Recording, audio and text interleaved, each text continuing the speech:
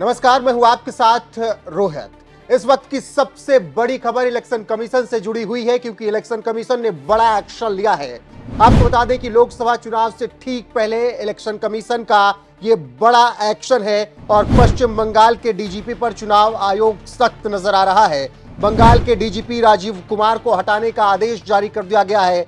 इसके अलावा 6 राज्यों के गृह सचिव को भी हटाने का आदेश चुनाव आयोग ने जारी किया है।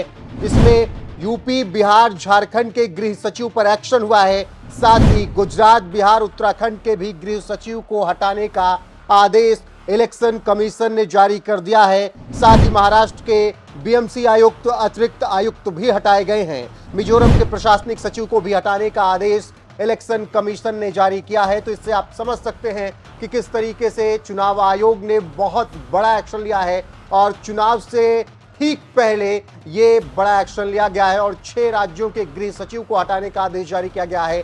और इसमें सबसे बड़ी खबर यह है कि पश्चिम बंगाल के डीजीपी राजीव कुमार पर इलेक्शन कमीशन का चाबुक चला है और उन्हें हटा दिया गया है। दरअसल कई मामलों में राजीव कुमार पर आरोप लगते रहे, शिकायतें आती रही। संदेश खाली मामले को लेकर भी राजीव कुमार पर कई सवाल उठे थे और अब आखिरकार चुनाव से पहले राजीव कुमार को बंगाल के डीजीपी से पद से हटा दिया गया है। वहीं चुनाव आयोग ने अभी हाल में ही चुनाव की तारीखों का ऐलान किया था और उसके बाद से ही अब देश में जिस तरीके से चुनाव आयोग शिकायतों के बाद प्रशासनिक अधिकारियों और तमाम अधिकारियों पर एक्शन ले रहा है, उसी कड़ी में 6 राज्यों के गृह सचिव को हटाने का आदेश दिया। चुनाव आयोग ने जिन 6 राज्यों के गृह सचिव हटाए उसमें गुजरात, उत्तर प्रदेश, बिहार, झारखंड, हिमाचल प्रदेश और उत्तराखंड शामिल हैं। इसके साथ ही पश्चिम बंगाल के डीजीपी को भी हटाने का निर्देश जारी किया गया है। चुनाव आयोग का कहना है कि यह एक्शन चुनावों में समान अवसर सुनिश्चित कराने के लिए लिया गया है।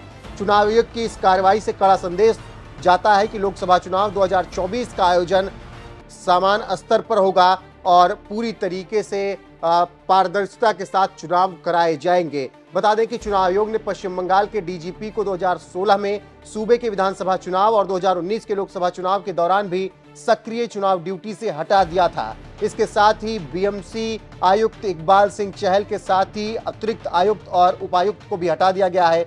इसके अलावा मिजोरम और हिमाचल प्रदेश के जीएडी सचिव को भी हटाने का निर्देश जारी किया गया है।